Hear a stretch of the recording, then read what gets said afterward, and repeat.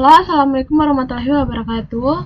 Sebelumnya, perkenalkan dulu nama saya Desriana Sari. Saya dari tingkat 2A, Prodi D3 Rekam Medis dan Informasi Kesehatan.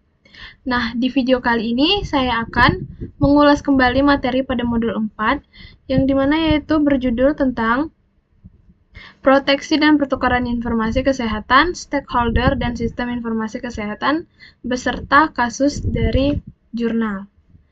Yang dimana di materi ini kita akan menjelaskan tentang SIK. Jadi lanjut saja. Di sini terdapat definisi SIK, Sistem Informasi Kesehatan Terintegrasi, di mana sistem informasi kesehatan SIK terintegrasi adalah suatu sistem berbasis teknologi informasi yang mengumpulkan, mengelola, memproses, dan menyebarkan data kesehatan dari berbagai sumber dalam satu platform yang saling terhubung. Sistem ini dirancang untuk mendukung pengambilan keputusan perencanaan dan pengelolaan layanan kesehatan di tingkat lokal, regional, hingga nasional. SIK terintegrasi menghubungkan berbagai subsistem seperti rumah sakit, puskesmas, laboratorium, apotek, dan instansi pemerintah. Kemudian, di sini terdapat juga manfaat SIK, Sistem Informasi Kesehatan yang terintegrasi. Adapun beberapa manfaat SIK, yang pertama yaitu meningkatkan kualitas pelayanan kesehatan, yang kedua, efisiensi operasional, yang ketiga, meningkatkan kualitas pelayanan kesehatan, yang keempat, pemantauan dan pelaporan yang lebih baik, yang kelima, akses data pasien yang lebih mudah, dan yang terakhir, peningkatan keamanan data.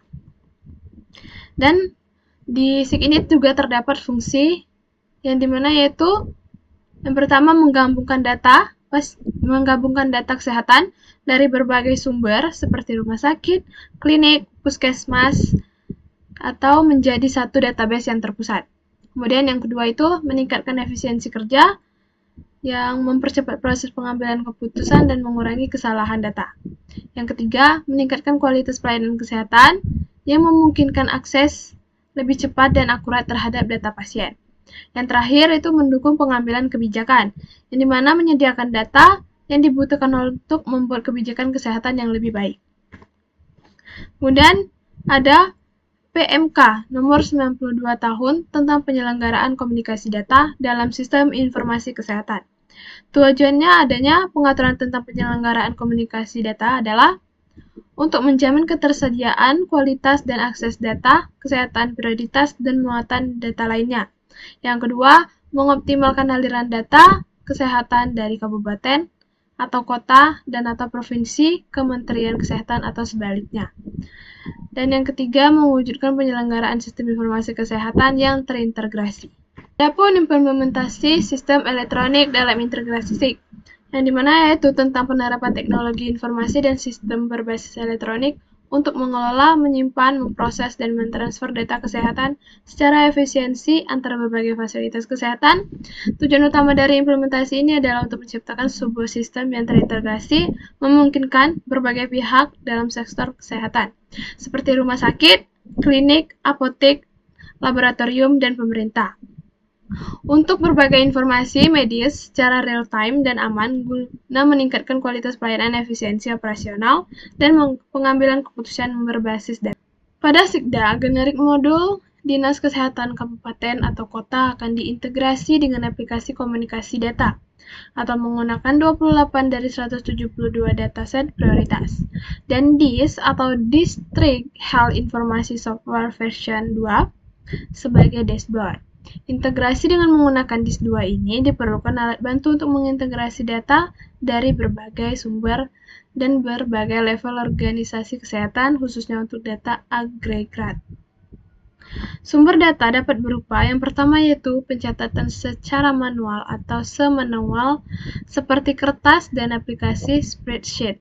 Kemudian yang kedua, penggunaan sistem elektronik seperti Sheet, SIHA, Exismal, e-logistik, Comdat, di mana output data grade-nya diintegrasi di suatu data warehouse atau bank data kesehatan. Dan yang ketiga ini, terintegrasi data populasi yang umumnya digunakan sebagai denominator dalam perhitungan indikator kesehatan. Dan keempat ini, sumber data lain yang potensial seperti registrasi, fasilitas kesehatan, registrasi tenaga kesehatan, pencatatan, surveillance, dan menggunakan perangkat mobile.